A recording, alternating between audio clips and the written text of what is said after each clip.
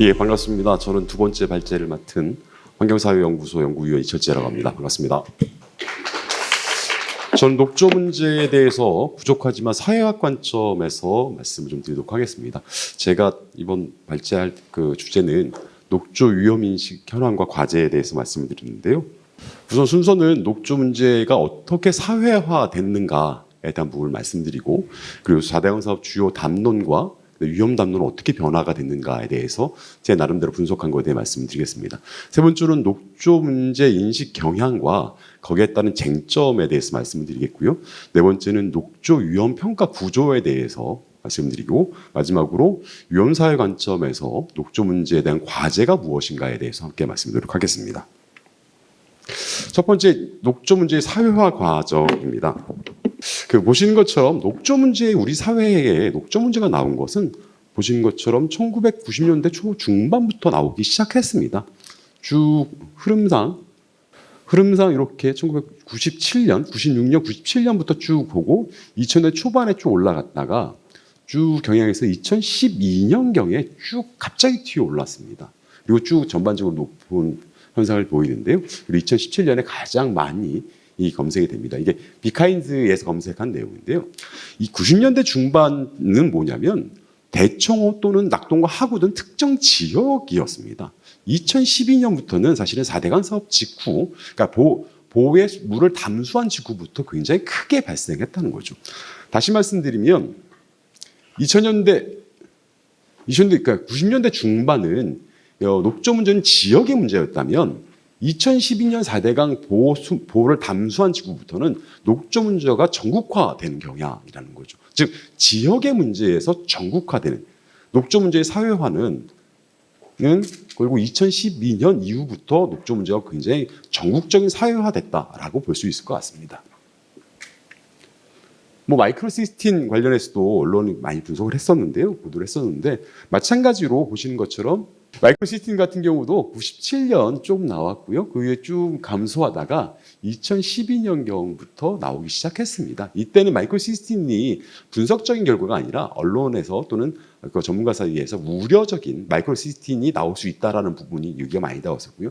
실제로 이제 2021년부터 실제로 마이크로시스틴 분석한 이후부터 기사가 쭉 검색 건수가 쭉 올라가는 상황을 볼 수 있습니다. 마찬가지로 마이크로시스틴도 앞에 녹조와 마찬가지로 사회화 과정을 이렇게 거치고 있는 것으로 볼 수 있습니다. 그 4대강 사업 주요 사건과 위험 담론을 볼 수 있을 것 같은데요. 기억하시겠지만 이게 4대강 사업은 크게 이제 그 이명박 정부, 박근혜 정부, 문재인 정부, 윤석열 정부 시기로 크게 나눌 수 있을 것 같습니다.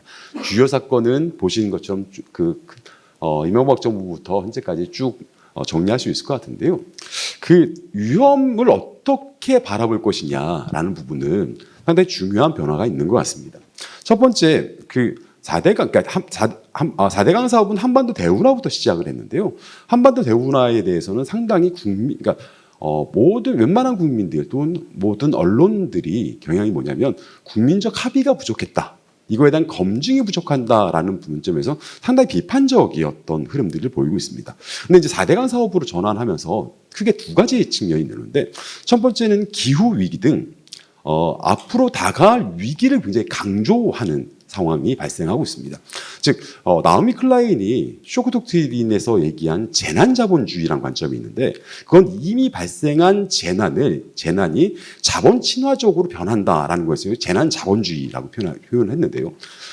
이거는 사실은 발생한 위기, 그러니까 앞으로 발생할 수 있는 위기를 자본 친화적인 과정을 거친다는 관점에서 4대강 사업은 사실은 그 위험을 앞으로 발생할 위험을 재난 친화적, 자본 친화적인 관점에서 본다면 위험의 자본화라고 볼 수 있을 것 같습니다. 또 하나 위험을 강조하면서 위험이 있지만 그에 따른 편익이 더 많다라는 것도 위험 자본화의 가장 큰 특징으로 볼 수 있을 것 같습니다. 그 이후부터는 잘 기억하시겠지만 박근혜 정부 때는 사실은 행정기관 내에서 4대강 사업이란 용어 자체를 쓰지 않았다라고 언론이 보도 나올 정도로 사실상 금기 상황이었고요. 문재인 정부 때는 금강영산강 보수문을 일부 개방해서 소극적 위험 시도를 했지만 정작 제일 녹조가 심했던 낙동강은 거의 사실상 시도하지 않았던 부분이 있습니다. 또한 윤석열 정부 때는 가뭄 위험 강조하고 녹조 위험을 저평가하는. 사실은 위험이 자본화됐고 그 자본화돼서 발생하는 피해는 국가나 행정기관이 해결하는 것이 아니라 철저히 개인에게 부담되는 위험의 개인화 현상이 지난 새 정권 동안 이루어진 것이 아닌가라고 볼 수도 있을 것 같습니다. 이게 이명박 정부 때 국토부 홍보 동영상인데요. 물고기가 살지 않는 강. 이게 아니죠. 또한 철새가 매년 찾고 있는데 철새가 찾지 않는 강이라는 것이 과장된 홍보 방식이었고요. 또 2010년대 환경부가 홍보했던 게 다대강 사업이 생태적으로 건강하고 풍족하게 되살아납니다라고 했지만 확실히 이 부분입니다.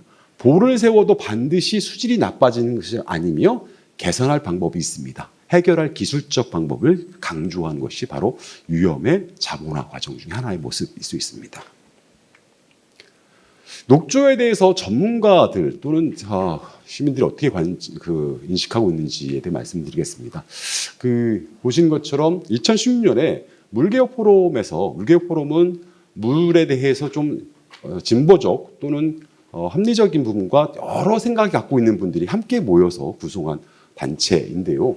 이 물개혁 포럼에서 설문조사를 했더니 녹조든 수질 영향, 녹조 문제이 가장 높은 우려, 해결해야 될 과제로 꼽은 상황입니다. 근데 이제 전반적으로 흐름을 보면 우리 사회에 약간 좀 치우치신 분들이 경향들을 보면 일부 정치인들을 보면 녹조는 수질 개선 증거다. 그리고 4대강 사업으로 녹조가 감소했다라고 주장하신 분도 계셨고요. 또 일부 전문가는 녹조는 오히려 플라스틱이나 바이오 에너지, 화장품 소재가 될 수 있기 때문에 활용할 수 있다라고 주장하신 분도 계셨습니다.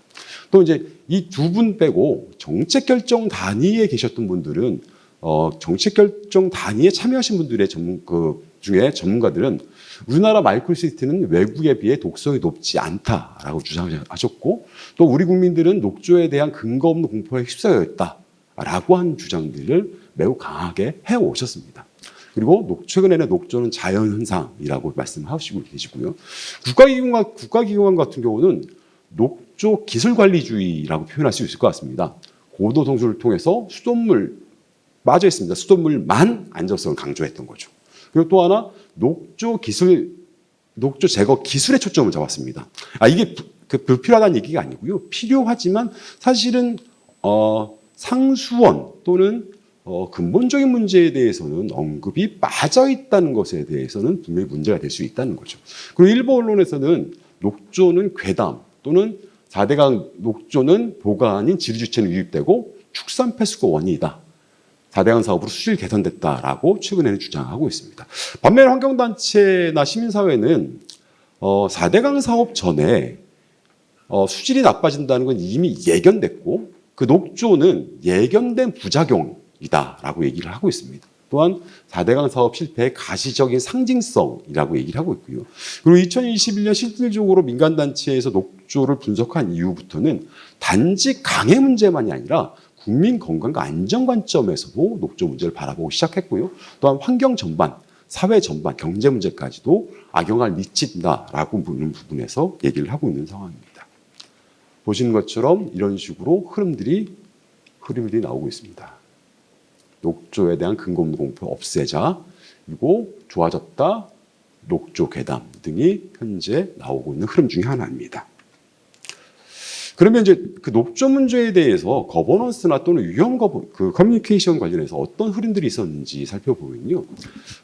시민사회 참여 거버넌스는 보시는 것처럼 없었는데 문재인 정부 때 4대강 조사 기획평가단에서 한 번 있었습니다.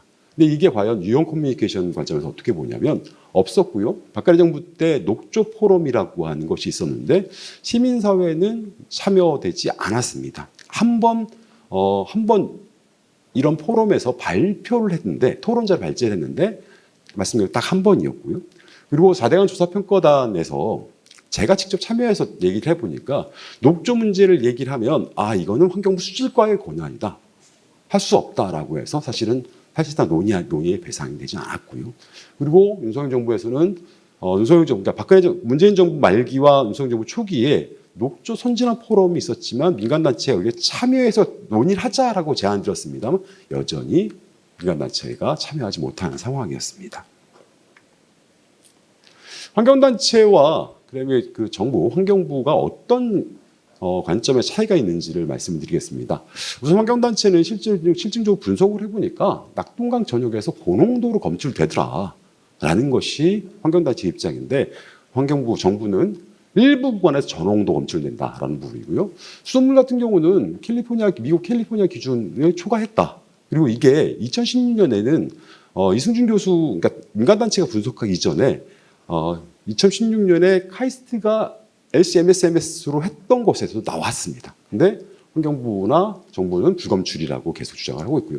농산물에서는 우리가 민간단체에서 할 때는 2년 연속 검사했다. 그리고 보니까 10여 년 전부터 해외 연구 경향과 일치하더라. 근데 식약처는 올 초에 130개 샘플을 조사했더니 불검출했다라는 관점 차이가 있고요. 에어로졸은 강에서 나왔다. 근데 그 환경부는 연구 영역증이나 인체 영향이 크지 않다라는 입장이었고요.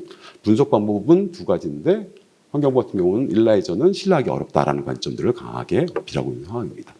그리고 건강영양 정책에 대해서도 아까 앞서 말씀드린 것처럼 이게 단지 강의 문제가 아니라 국민 건강과 안전 관점에서도 환경단체가 굉장히 강조하고 있는데 이 부분에 대해서는 정부 입장에서 특별히 나온 게 많지 않았다라고 보고 있습니다.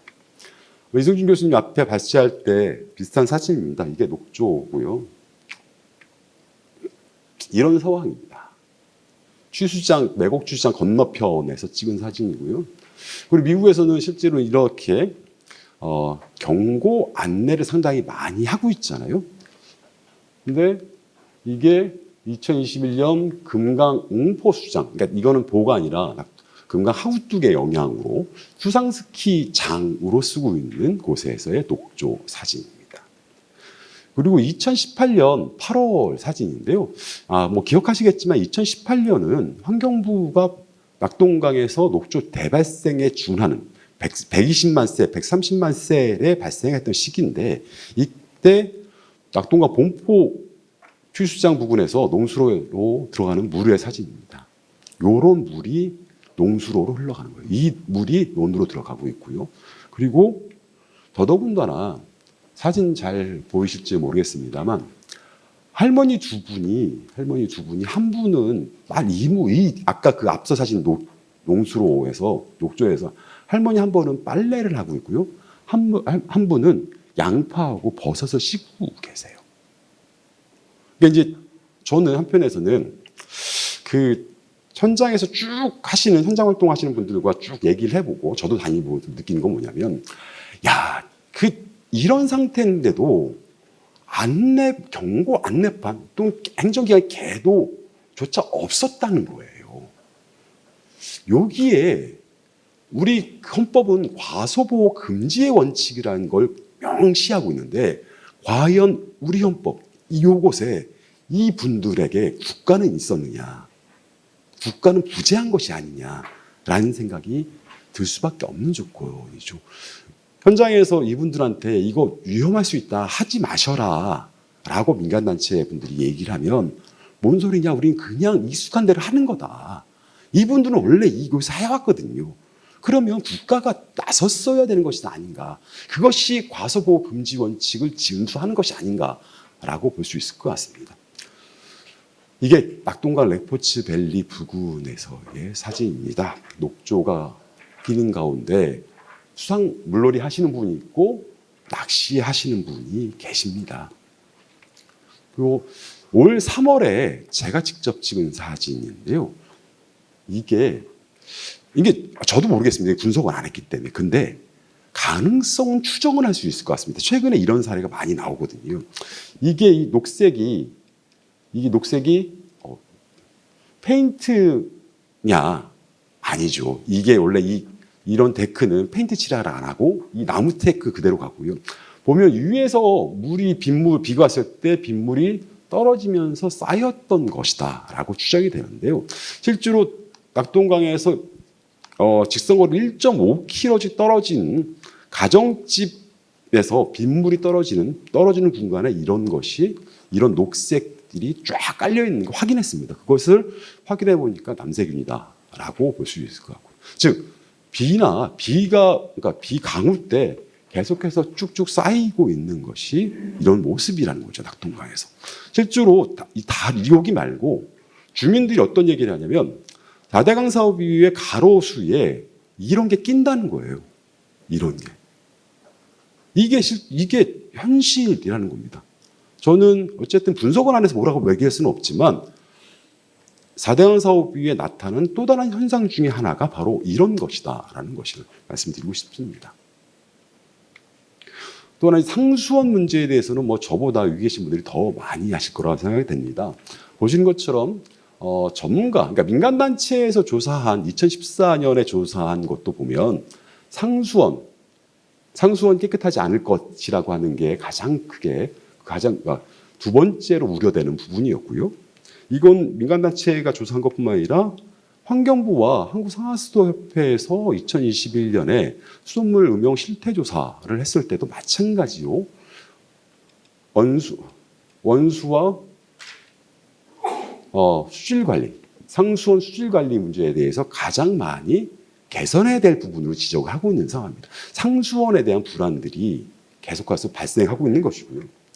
근데 이제 지속적으로 우리나라 같은 경우는 지속적으로 수질 관리를 쭉 하고 예산도 상당히 많이 늘어났는데 수돗물의 신뢰도가 높지 않은 것 중에 저는 크게는 세 가지라고 볼 수 있을 것 같습니다. 첫 번째는 불행했던 기억이 자꾸만 재생된다. 1991년 낙동강 폐노물 오염 사건을 굉장히 많은 전문가분들이 지적을 하시는데, 물론 저는 이전부터 낙동강의 수돗물의 신뢰도는 흔들리고 있었고 91년 낙동강 폐노 사건이 결정적인 사건이었다라고 보고 있는데, 그런 기억, 그러니까 상수원에 대한 불행한 기억들이 계속해서 끊임없이 재생되기 때문에 첫 번째 수돗물 신뢰가 높지 않을 수 있다라는 부분이고요. 그리고 한편에서는 문제없다, 안전하다. 그러니까 현실은 눈에 보이는 녹조가 엄청난데 문제없다, 안전하다라고 하는 행정에 대한 불신이 깔려 있는 것이 아니냐라고 볼 수도 있을 것 같습니다. 세 번째는 요즘 10대, 20대의 경우는 아래 참고사항으로 보셨지만 수돗물 음용률이 상당히 10대, 20대는 더 낮는데 이전부터 내려온 막연한 불안감들이 확대하고 있다는 거죠. 어쨌든 상수원, 그러니까 수돗물의 신뢰성을 높이는 방법 중에 하나가 앞서 말씀드린 것처럼 상수원에 대한 개선, 상수원을 상수원답게 만드는 이런 부분도 분명히 필요한 것이 아닌가 싶습니다. 네 번째, 녹조 위험 구조인데요. 잘 아시는 부분입니다. 녹조는 바람에 의해서 한쪽으로 밀리고 고농도가 된다라는 것이 일본에 계신 박호동 교수의 연구이시고요.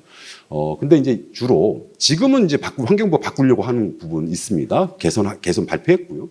근데 이전 측정 방식은 강 가운데에서 수심별로 상중하를 혼합해서 분석을 했습니다. 이게 어떤 전문가가 그런 얘기를 하시더라고요. 이게 강의 대표성을 띌 수는 있지만 이게 녹조 문제의 대표성은 아니다 라고 했던 것이고요. 그리고 환경부 조류 측정 지점하고 실제로 상수원 치수가 불일치한 부분도 문제가 있었고요. 그리고 세포수, 그러니까 농도가 아닌 세포수 관점에서 얘기하는 것이고요. 여기 강창수 기자님 잘 아시겠지만 1990년대, 80년대, 90년대 어떤 일이 있었냐면 광화문에 보면 대기 측정 전광판이 있거든요. 전광판이. 그러니까 대기 오염 농도가 어떻다. 근데 그 측정을 거기서 하는 게 아니라 덕수궁 쪽 안쪽에 있는 주택가에서 했어요. 실제로 대로변이 아니고. 그건 사실 그렇다면 실제 측정과 표시는 다르다는 거예요. 지금 녹조 측정했던 모습이 바로 그런 모습이 아니었나라는 우려를 또는 문제 제기를 저는 강하게 하고 있고요. 그나마 민간단체들이 이렇게 문제 제기를 하니까 환경부가 좀 개선하겠다라고 제시한 게 현재 상황이라고 볼 수 있을 것 같습니다. 그러니까 농산물 분석 같은 경우도 2016년에 한 번 했습니다. 근데 한편에서는 보고서, 그러니까 결과에 대해 신뢰를 떠나서 보고서 연구 목적에 보면 근거 없는 오해와 추측으로 인해 국민적 혼란이 있다. 농업용수 안전성에 대한 과학적 입증 자료 확보로 국민적 우려를 해소한다.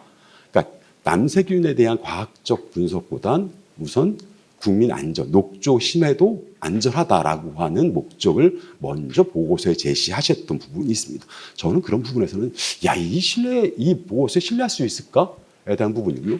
그리고 이제 2021년 8월 8월 23일까지 환경 홈페이지에 보면 환경불안정보수대 녹조 Q&A에 녹조가 생긴 물을 농작물에 줘도 되나요? 라는 질문에 가능합니다. 과일과 채소의 독소 흡수 기작은 발견되지 않았습니다.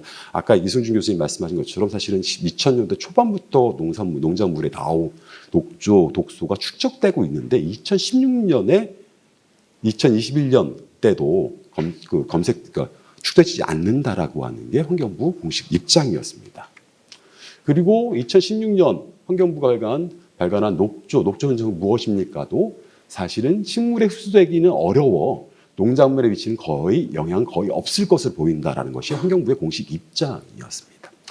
앞서 말씀드린 것처럼 올해 1월 달에 시각처가 쌀, 무, 배추 130건에 대한 마이크로시틴 조사했는데 모두 불검출됐다라고 입장을 밝혔고요. 근데 이제 어쨌든 거듭 말씀드리지만 국제적 연구 경험과 많지 않고 농산물 샘플 확보에 적확성에 문제가 있다는 거죠. 민간단체는 녹조 우심 지역을 중심으로 했는데 실제 시각처가 공개한 자료를 보면 녹조 우심 지역이 아닌 곳을 선택했다라는 의구심을 강하게 들고 있는 상황입니다. 그리고 이제 또 하나 지난해 민간단체에서 에어로졸에 대해 문제 제기를 했는데 환경부가 해명자를 어떻게 냈냐면 연구 용역 중이다. 근데 인체 영향은 크지 않을 것. 이건 뭐 그럴 수 있습니다. 근데 민간단체에서 비판적으로 보면 연구 용역의 방향을 제시한 것이 아닌가라는 관점도 얘기할 수 있을 것 같습니다. 그래서 이제 위험사회 관점에서 녹조 문제를 어떻게 볼 것인가에 대한 부분 말씀드리겠습니다. 뭐 잘 아실 것 같습니다. 위험사회에 대해서는 독일 사회학자 울리백 등 위험사회학 하시는 분들이 상당히 많이 강조하시는 거고요. 위험사회학에서 그 위험은 크게 자연과 사람이 만든 위험으로 구분하고 있습니다. 그 자연에 의해, 그러니까 신의 영역은 데인저로 표현하고요. 그리고 사람에 의해서, 즉 인간의 결정행위에 의해서 만든 걸 리스크라고 표현합니다. 이걸 생산된 불확실성 또는 생산된 위험이라고 표현하고 있는데요. 4대강 사업 이후의 녹조는 사실 자연현상이라고 보기엔 사람에 의해 생성된 리스크라는 거죠. 시아노박테리아, 그러니까 남세균이 36억 년 전에 만들어졌던 거 맞습니다. 발생했던 거 맞습니다. 따라서 녹조는 자연현상일 수 있지만 녹조라 때는 사람에 의해서 만들어졌다라고 봐야 될 것 같습니다. 그런 관점에서 좀 과제로 첫 번째는 유형 커뮤니케이션을 강화해야 할 것 같습니다. 어쨌든 시민단체가 참여할 수 있는 유형 거버넌스라는 것이 필요하고요. 유형 거버넌스는 유형 평가, 유형 관리, 유형 소통을 큰 축으로 하고 있는 큰 축으로 해야 할 것 같습니다.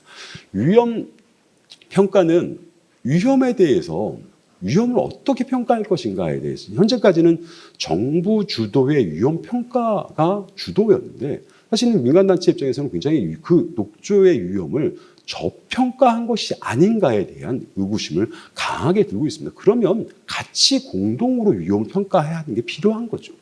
그리고 그에 따라서 위험 관리, 어떻게 위험을 낮출 것인가. 유해성을 낮출 수 없다면 유해성을 낮춰야 되는 과정으로 가야죠. 그리고 제일 중요한 게 유형 거버넌스의 제일 중요한 게 위험 소통이거든요. 아까 2018년 8월에 녹조 낀 농수로 물에서 빨래하시고 야채를 씻는 할머니들에게 시민들에게 위험을 알려야죠. 그리고 스스로 위험을 대비할 수 있는 게 저는 사실 그거의 위험 준비의 가장 큰 관점이라고 볼 수 있을 것 같습니다. 이런 걸 통해서 보면 저는 행정의 신뢰도 회복할 수 있을 것 같고요. 또 하나 이제 지금 시민사회 활동가들은 굉장히 시민과학 관점에서 활동하고 계세요. 매년 모니터링합니다. 아마 여기 계신 정부 관계자분들보다 현장 전문성은 시민사회 활동가들이 가장 높거든요. 어디에 녹조가 발생하고 어떤 상황에서 나온다에 대한. 그리고 이런 분들이 오히려 저는 시민과학적 관점에서 같이 협업할 수 있는 구조를 만들었으면 좋겠다는 거죠. 왜냐? 상류에서 녹조가 발생했다. 그러면 취수원과 얼마 거리다. 그러면 사실 협업 구조가 되면 취수원 관리를 더 강화해야 된다라고 하는 이런 협력적 구조가 나올 수 있는 것이 아닌가 싶은 상황에서 시민과학 관점에서의 협력 구조 체계도 필요하다고 보고 있습니다. 그리고 이제 생태 기반 재난 위험을 생태계를 기반한 재난 위험 저감 기법, 그 MBS 관점과 함께 이 생태 기반 재난 위험 저감도 도입해야 되는 것이 아닌가 싶습니다. 1992년 우리나라가 참여한 리우 환경회의에서 생물 다양성 협약에서 보호받지 않을 자연화 권리를 인정했지 않습니까? 사실은 한편에서는 지금 낙동강의 이 녹조가 가득한 상황은 강 자체가 환경 재난으로 볼 수 있는 거잖아요. 이 재난은 사람에게 위험이 된다 안 된다를 떠나서 일단 강 자체, 강에 살고 있는 생명들에게 이미 재난인 거고요. 그리고 이 재난이 사회 재난화하고 있다라는 상황이라면 사실은 생태계를 기반한 재난 위험을 저감할 수 있는 기법도 함께 고민하고 도입을 해야 된다라는 생각이 듭니다. 그래서 보수문 개방과 자연성 회복은 강의 고유성을 회복하고 그 고유성으로 인해서 재난을 감소하는 이런 효과가 있다라고 생각이 됩니다. 마지막으로 환경보건 정책과 연동하는 수질 정책을 강화하는 것이 필요하신 것이 아닌가. 많은 전문가들이 우리나라가 선진국 수준이 됐기 때문에 그러니까 소음이나 다른 환경 정책은 환경 보건과 연동하는 정책이 있지만 수질 정책은 그게 부족하다는 부분을 지적하고 계십니다. 그런 부분과 함께 고려를 하고 고민을 해야 되지 않을까 싶습니다. 부족하지만 제 발제는 이것을 마치겠습니다. 고맙습니다.